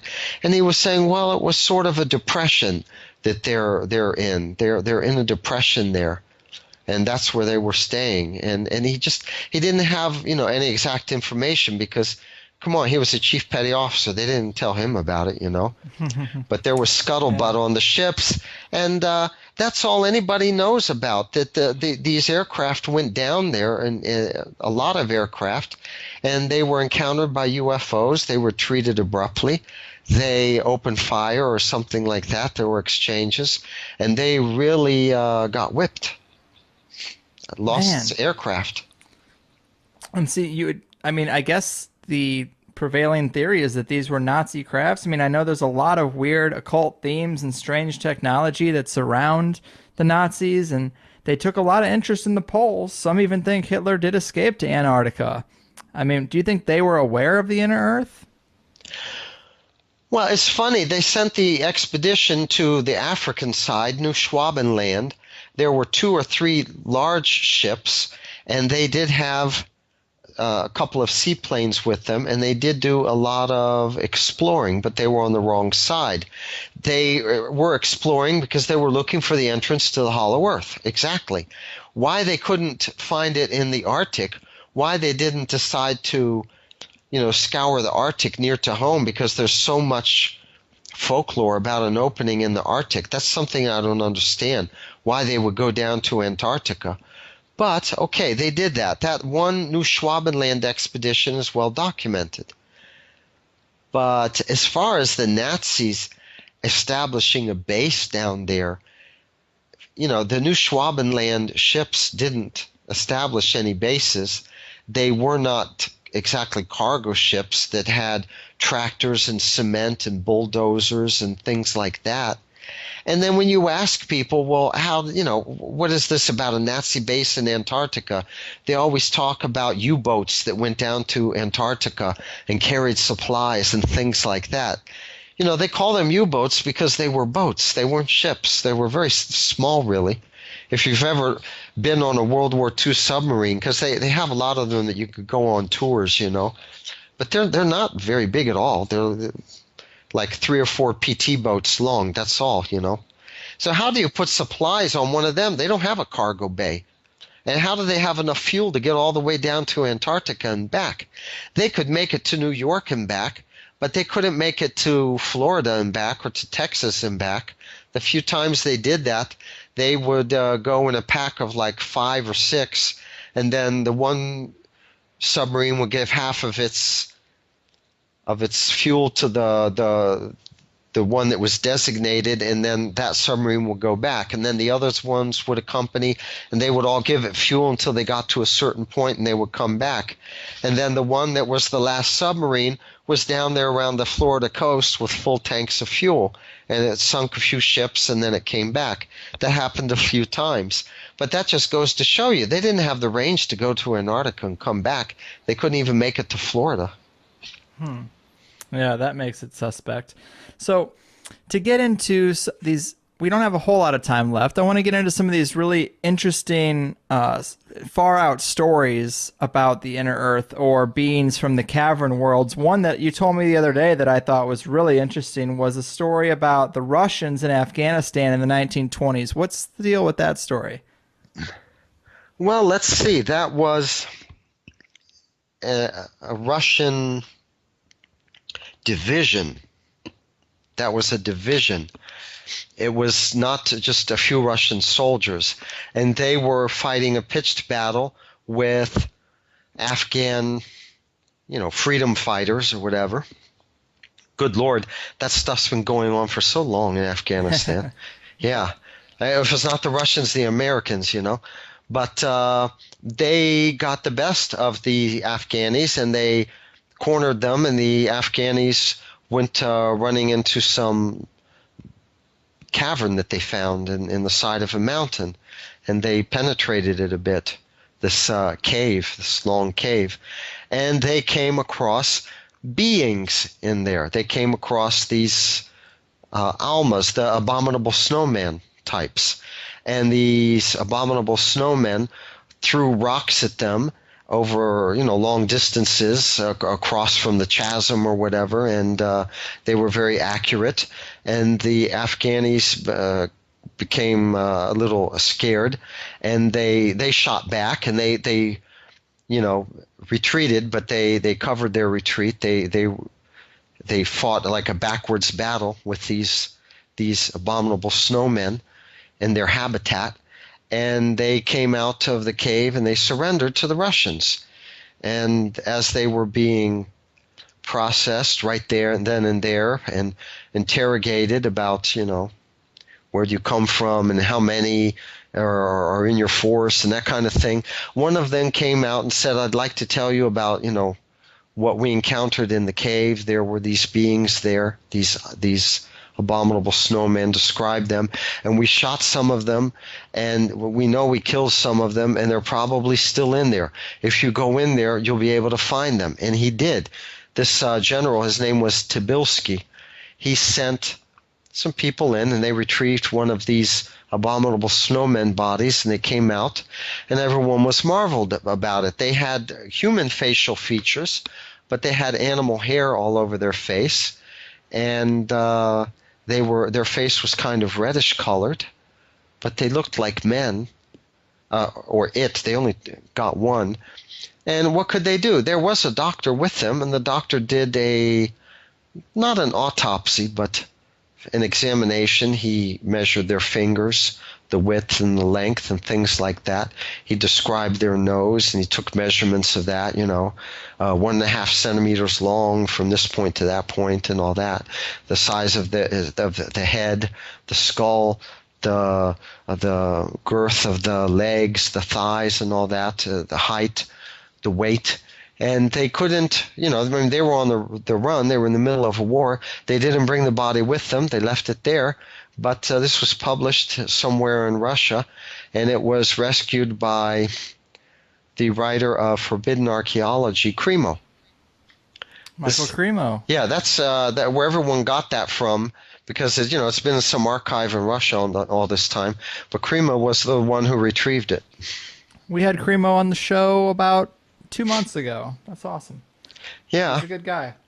Well, another one who ran across a being like that was Theodore Roosevelt. Yes, we've heard that story on the show before. Oh, okay. Really, really weird. But yeah, it's a person of such stature to talk about that is pretty interesting. I wanted to ask you about another guy, probably the weirdest story yet that I had heard was, I think his name was Jim Bowen. He was he was around that area just after World War II, I think. Yes. Are you familiar with that story? Did I get his name right? Yeah, that came from me. That's for sure. So I didn't know that it made the rounds and it had still survived. Actually, I mentioned Cater to you, right? Joseph H. Cater, the physicist who wrote about hollow earth theory, physics, and whatever. He is, he was active in the 60s, writing about the hollow earth. And he was approached by Jim Bowen, who said that he was on an expedition which followed the Operation High Jump in 47. This was a little bit later, that he was about to get mustered out of the Navy, but they asked him if he wanted to volunteer for a mission which would take the better part of a year, and that they were looking for patriotic people, and if he wanted to do something for his country, then perhaps he would be interested. And he volunteered, and he was taken on, he was taken on a ship, of course, down to Antarctica. I don't know. I think they were ferried from the ship to a certain place. Yes, they were, by aircraft. So there was an aircraft carrier. And they were equipped, 100 of them, to make an expedition. And they marched across the ice, a little less intimidating than flying fighter aircraft into the hollow earth. And they marched for, I believe he said he was with them for 3 months. And by the time the 3 months went by, they pretty much marched into the beginning of the opening. They marched into a place where the ice started melting, where green grass started manifesting, where there was always fog, but it was light. There was 24 hours light. It was light, illuminated fog. And he said visibility was never more than 50 yards until they got way in there. And it opened up, and there was, countryside and vegetation and hills and whatever. And that they came across a being which was something like a Tyrannosaurus Rex. Yeah. Yeah, and they just kind of crept backwards and, soft pedaled out of there. And of course, they were armed. I think they probably would have been able to handle it, but they weren't chased or anything like that. And at that point, they divided. There were 50 that went ahead and 50 that went back, because the 50 that went back, they helped by bringing supplies, something like that. They passed on what they had to the others, and they went back. And that's all he knows. They didn't tell. Yeah, that didn't go back, or did they ever come back? Well, I didn't hear you. It broke up. Oh, did when they split, did the other 50 ever come back? Apparently they did, but he wasn't given contact with them. They were kept separate, and they ended up going back to Australia and then back to California, and he was discharged and thanked even and everything like that. And years later, when he found out about Cater and what Cater was writing about, he was thinking, well, that's it. That's where I was. And he hooked up with Cater, and they formed a friendship that lasted for a long time. Cater even went on vacation with them into Colorado a couple of times because he lived up in that area. Jim Bowen did. And Cater spoke very fondly about him. I spoke to Cater by phone a couple of times. This was 10 years ago. He was living in an old folks' home. And, he wasn't so lucid at the time. But he was able to relate things like that. He related his friendship with Jim Bowen very nicely. Wow. Yeah, that is super interesting to see something like a T-Rex. I mean, that is as foreign as an alien. I mean, that's the kind of story that you don't hear every day. Well, yes, dinosaurs have supposedly been sighted in Venezuela. This is along the Venezuelan plateau. It would be southeastern Venezuela. It's an area which is not accessible. On the far side of the Venezuelan plateau, let's say, would be Angel Falls, and then Brazil, the Brazilian Amazon. It is Amazon there, the Venezuelan plateau. And what I know is that in the early 60s, it became fashionable among some of the very wealthy of Venezuela to go back in that area and engage in big game hunting. They have some kind of big game back there. I don't know what. I'm not saying they went hunting dinosaurs, but they sighted dinosaurs. People came back saying there are dinosaurs there. And this has been heard a lot. You know, I lived 2 years in Venezuela. When I was, this was what? This was 1980, 79, 80, something like that. And I heard about this back then. But that dinosaurs had been sighted in that area, and that it's hard to go there, and that going there was discouraged by the government. But, take it or leave it. This is what the people, if you go there, this is what they'll tell you. And I've heard it from other sources too. This is where the Orinoco River goes, and in this part of Venezuela also the Amazon warriors were encountered by the Spaniards during the colonization period. And again, the Amazon warriors, they really do have this underground element attached to them.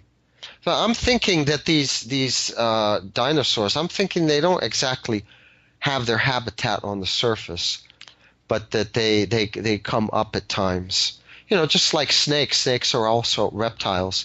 They live below the surface. They live in caves even, but they'll come out and bathe in the sun and look for food and whatever. Yeah. So those are some interesting anecdotes for sure. And as we're getting towards the end of this, I really appreciate that you've done 2 hours, but this idea, I mean, if this is true and all the forms we're discussing, you realize this would be the mother of all conspiracies, right? I mean, this would be one of the ultimate secrets to have kept all these years, right? Well, I think that there's a worldwide conspiracy much wider and just much more far-reaching than anybody could possibly fathom. I mean, let's relate it to another conspiracy. I was mentioning to you about the Venera spacecraft and the problems with accepting that this probe parachuted through the clouds, the cloud mantle, when in the atmosphere, when the atmosphere has a temperature of 950 degrees Fahrenheit. Well, I know that, and the Russians know that, and the Americans know that. You know, NASA knows that. But they all keep their mouths shut. If the Russians and the Chinese really were ticked off with the Americans, they just want to let the American people, the American government, and they want to let the American people know what was happening with their government and the kind of shenanigans the American government pulls. They would just come out and tell people about Apollo and how Apollo was a hoax and explain why, and it wouldn't have taken 30 years for people to piece things together, you know. So they're scratching each other's back. There's winks and nods when it comes to things like the space program. So what about the configuration of our planet? You know, it's kind of hard to just come out and tell people whether or the source of our civilization is actually from the hollow world and we've broken away and that's our homeland, and, you know, things like that. I mean, they would lose control, and all of the people from the surface can't go there anyway. And I don't know. What are they supposed to do? Of course, they're not telling us. Mm-hmm. Yeah, I actually have thought about the idea. Well, it's clear the way the rulers rule is through fear and propaganda and misinformation. And it's interesting when I think back to a time when people thought the world was flat, when they thought the earth was flat, and the big scare was, oh, you don't want to venture too far from home, you might fall off the earth. And that just seems like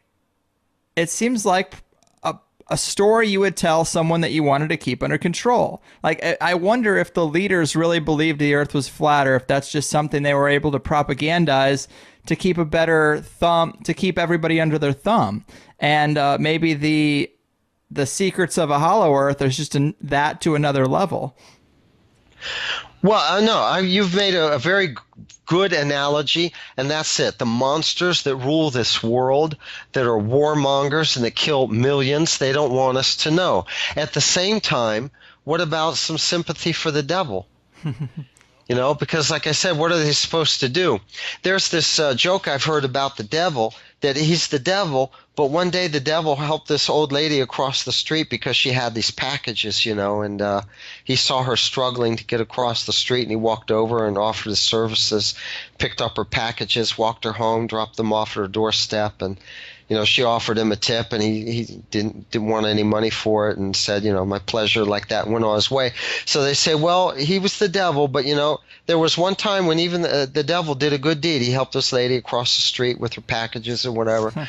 So these people that run our world, they are monsters. I mean, they're killers. They're the architects of death on a huge scale.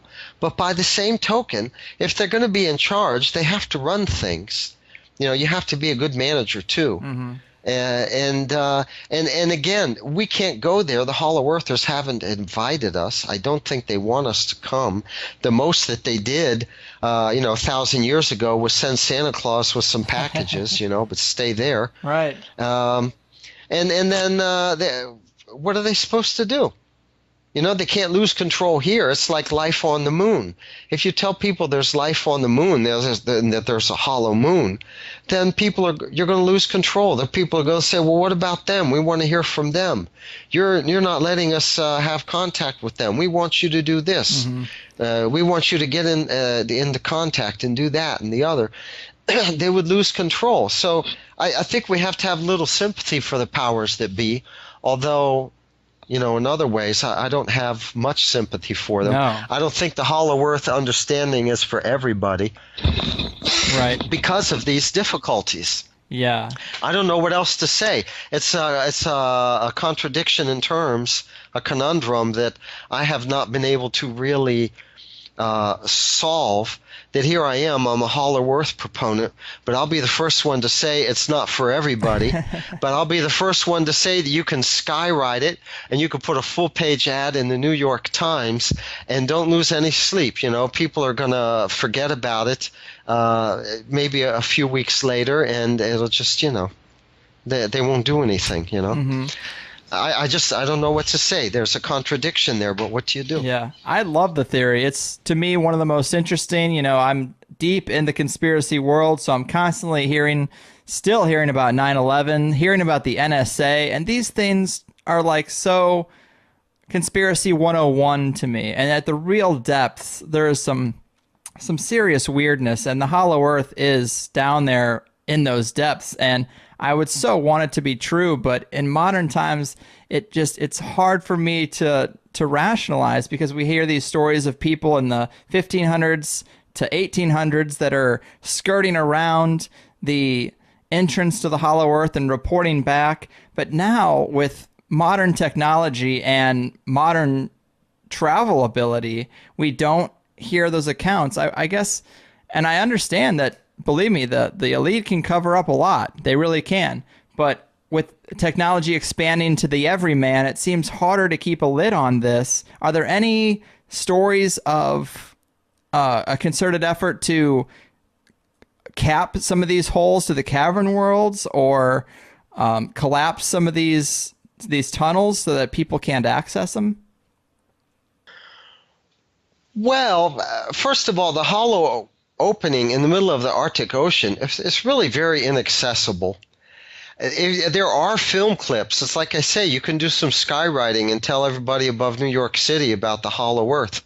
The Earth is hollow or something, and nothing's going to happen. So we have these film clips from radar sat that really do show the opening. You just have to stare at it and know what you're looking for. We have these film clips, satellite clips showing where the opening is in the Arctic, and also there's some good ones of the opening of Mars, the depression and everything there. Because if our planet is hollow, you'd have to assume that they all follow that same formula. Yes, for sure. But then it's a matter of hurry up and wait. I mean, you send things around on the internet, and every kook in the world is already sending things around. How can people distinguish? Right. And then, to Good Morning America, they're not going to give you any airtime. Right. So it's a secret, even though it's the best kept secret in the world, but it's right in front of us in many ways. Now, about attempts to cap the openings to cavern worlds, which the cavern worlds theme interests me very much because it's right where we are. You don't have to travel across 2,000 miles of frozen Arctic wasteland in northern Canada and all that, and carry your fuel with you and food and survive the elements to get to where these cavern worlds are. Right. They're everywhere, and it's not just in the jungles of the Amazon. They're in North America. They're everywhere. For example, the Apache Indians were known for escaping through tunnels. They only fought one pitched battle with the cavalry. They would spring raids on the cavalry, usually from the mountains, from above, while the cavalry's in a canyon or something like that. And then they would run off through these tunnels and caves, and the cavalry would never catch up with them. And they would show up like on the other side of the border in Mexico 2 weeks later, something like that. And nobody saw them traveling across land. So this is very interesting. Now, right where the Apaches had their chief activity, where they were the most active, where they defended the most, and especially one area where they fought a pitched battle to keep the cavalry away, which is close to the Panamint Mountains, if I'm not mistaken. It's up there near Area 51. And it is an area where there are reports of tunnel entrances and cut steps into the rocks, and auditorium-sized rooms that opened up. But what went on during the early 70s, right in that area, something like, according to David Hatcher Childress, 25 miles from where the Apaches were most active, were the underground atomic explosions.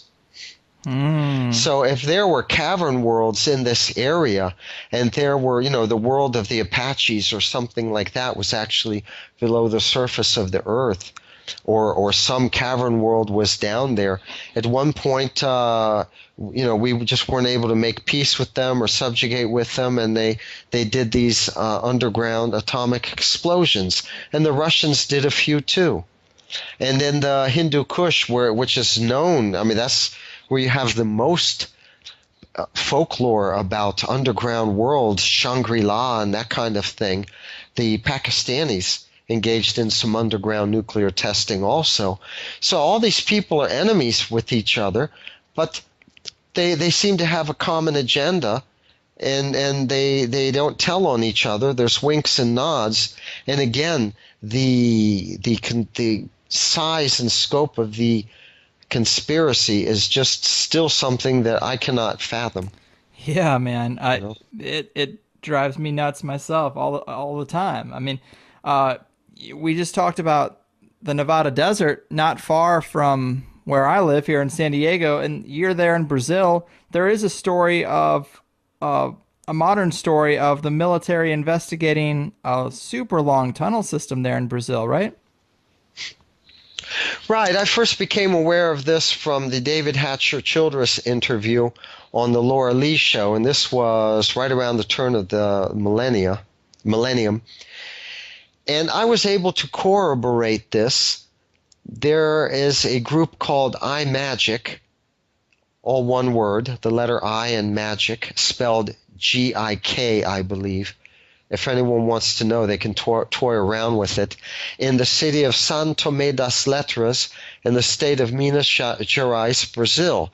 And iMagic is just, it's a group of people who worship the elements. This one lady, she's a psychoanalyst, and they engage in Nordic ceremonies and things like that, and they have a retreat up there near this town, São Tomé das Letras.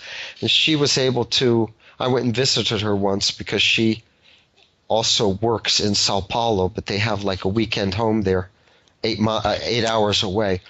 But she told me about this area. She told me about the city, São Tomé das Letras. It's a small town.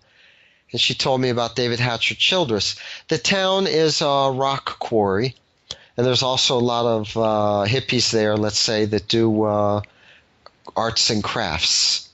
Now, there's a tunnel there, and it's called the Stamped Cave because of all the bat dung that lines the walls of the cave. Mm-hmm. And it's not a cave, it's a tunnel. It goes on a east and west axis line, and it's about 2 meters tall, about 1.5 meters wide, and it has a down-sloping gradient to it. And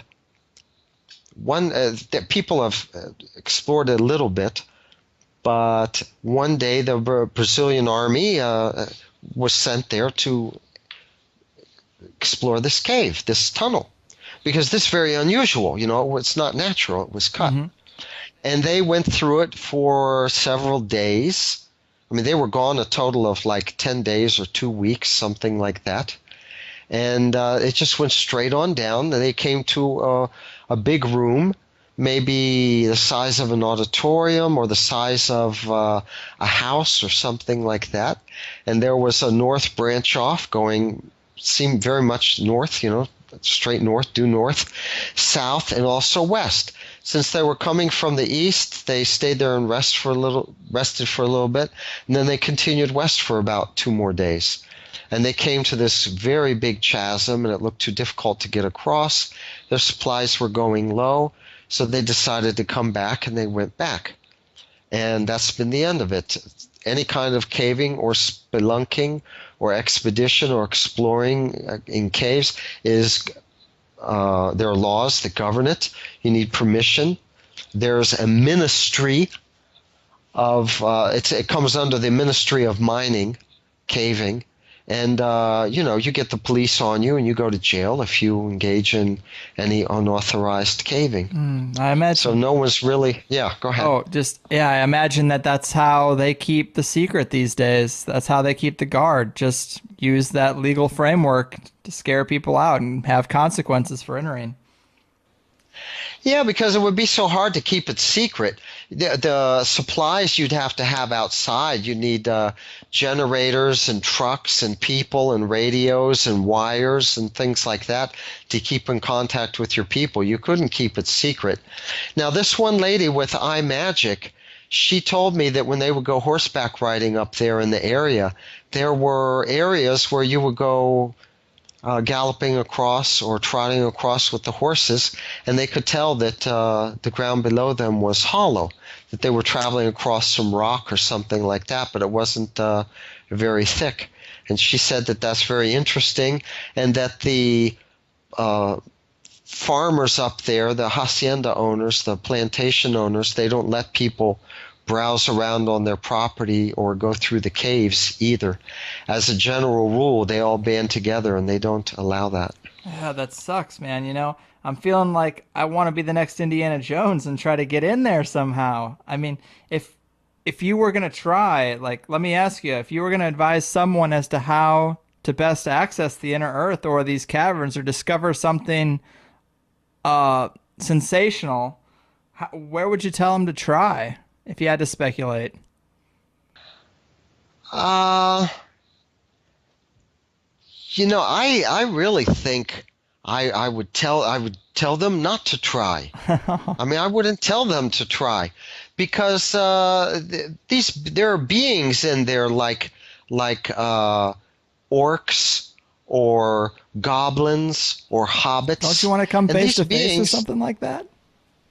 not 3 miles below the surface of the earth. And it's just me, and then there's an army of orcs. I've read the third chapter of The Hobbit when they're in the mountain there and they're being chased by the orcs in the dark. And all they have are a couple of swords with them. I mean, it's very dangerous to think along those lines. And then here I am, I'm the proponent, and I'm telling people, oh no, don't do that, don't go down there. But what can you say? These worlds are inhabited. Maybe that's why they call it Middle Earth, middle of the earth.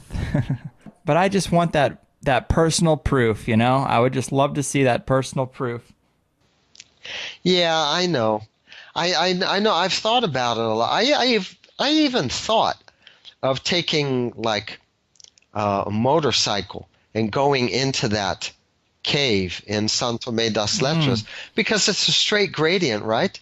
And just going downhill as far as I could go. Maybe I could go 50 or 100 miles and just bring a lot of gasoline, like get a big motorcycle and rig it to carry all this gasoline on the back or something. But I mean, these are like some wild ideas I had in the beginning. But now I just don't know what to say. I even saw a drawing of an elf a while back.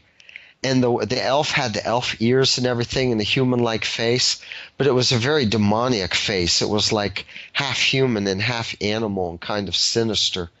And I was thinking, my God, that just like smashed one of my cherished concepts that the elves were very beautiful and they dance in elf circles and they have these pointed ears and the elf ladies are very beautiful and they're enchantresses and things like that. But these are the romanticized ideas that we have. These beings that live below, they don't seem to be so friendly. I wonder if that's where those stories come from. Elves and fairies and goblins. I wonder if they're all down there in those cavern worlds. Yeah, that's the impression that I have. That's their habitat. For sure. It's described that way in the folklore, that they're from these places. There were a few Englishmen that made their way down there and were allowed to come back. There was the story of one Englishman, and I don't remember all the names and dates and things like that, but his wife was kidnapped, which is typical. And like Beowulf, he went down into the cave and he didn't give a damn. And he came face to face with them and he said he wanted his wife back. And they said, okay, come with us and you'll be given a chance. And they brought him to this king of these really goofy looking, I don't know how to describe them, people. Like, I don't know, maybe leprechaun size or something like that. But I saw a drawing, a depiction of it, and they seemed to be very goofy looking. But the king was sitting on a throne, and there were 50 women in a line, and they were all identical. Genetic cloning has a lot to do. Like these people, these Greys and the UFOs, they're coplanetarians. They're from below the surface, and they're still engaged in kidnapping women, extracting the egg, and genetic manipulation. But this man was told that among these 50 or so women, he had to choose which one was truly his wife and which one was not a clone. And they all said, "It's me. Don't believe the other ones. Oh my God, I can't believe it. I mean, it's me. Get me out of here, please. I love you," and like that. But they all said the same thing, and they all knew things about his life. Interesting. And yeah, he chose the right one, and he was allowed to leave. Huh. But for the one who chose right, I mean, there were probably 49 other opportunities in which the man chose wrong, and he had to stay down there and become a human slave or something like that, Yeah. So we get the tip of the iceberg, but these are the things that you hear, That's what goes on down there. Right. Man, it It has been a fascinating talk, man. A much longer show than I'm used to, but I'm so glad we could take the time to tackle this subject pretty completely. I mean, are there any other bits of information you'd like to add to get the attention of some of those people that might still be on the fence? I mean, this idea flies in the face of everything we've been taught for decades. It's hard to reverse that with just one conversation, but is there anything you'd leave the people with? All I can say is investigate it. You know, it's so vast. You can hit it from so many different angles. There's not one piece of information that I would leave a person with that would be their talisman or their guiding, piece of information. But investigate it. Invest some time. Look up holloorbs.com on the internet. And on Google, we have All Planets dash Hollow. It's a group, and we discuss the Hollow Earth theory. It's a sanctuary for the Hollow Earth theory. Anybody who's anybody pretty much is on that list. We have people from the 70s who are on that list. We have newer people with newer contributions, and you can get a good steer down there and have a lot of things explained to you on Yahoo Groups. All Planets Hollow. Awesome. Well, Dean, this has been great. I really enjoyed putting the show together. It's been one of my favorite chats. Would you like to tell the people a little bit about your books or where they can check more of your work out? You mentioned your websites and the Yahoo Groups, but anything more about your personal work? Well, let's see. If you Google my name, there's Grave Distractions, the Grave Distraction sites, that's the publisher. If you look for Grave Distractions, you can find the book in email format, very inexpensive during these hard times, and a very quick download. You get it right away. The site has my name, Dean Dominic DeLucia. You click on Authors and look for Dean under the D section, and you'll find it. So that's how I would guide people to my books on the Hollow Earth and also Vedic astrology. Awesome. Well, thanks again. It's been great talking to you. You think we made a pretty all-encompassing argument? You think we tackled all the major points of the theory? Oh, we touched a lot of bases, but I'd say there was just as much that I would have liked to have gotten around to that I didn't. Well, maybe we'll do a follow-up sometime in the future. Sure, why not? All right. Well, thanks again. Have a good one. You too. Bye-bye, and bye to your listeners.